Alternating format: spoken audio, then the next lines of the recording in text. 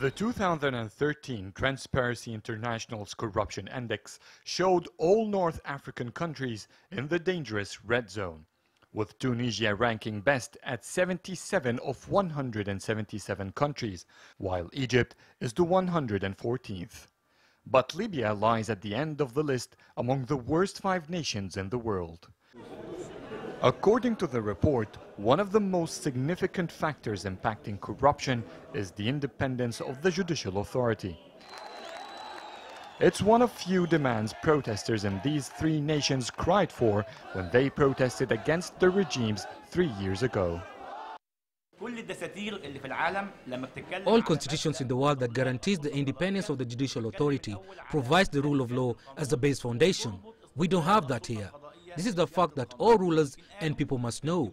They must fight for and critique the flaws in the system, but it will take time. In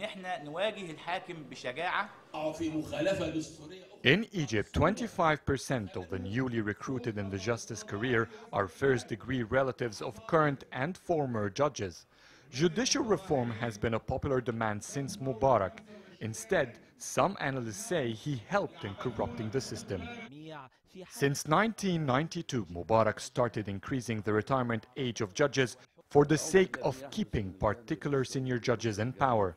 By 2012, it jumped from 60 to 70 years.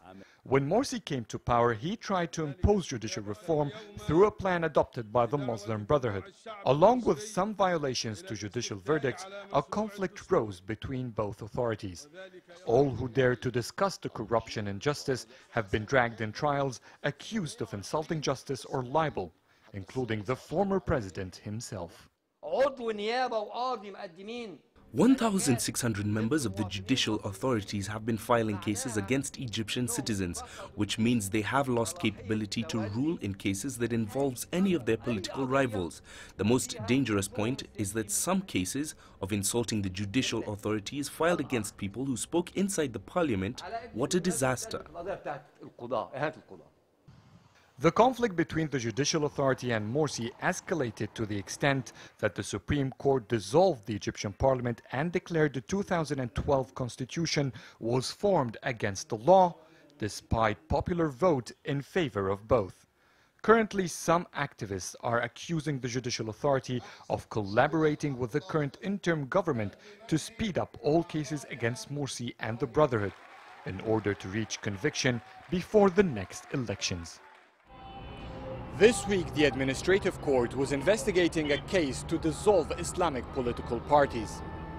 While the judicial report for the Muslim Brotherhood's Freedom and Justice Party came on time, the Noor parties that participated in ousting Morsi was delayed to the end of April.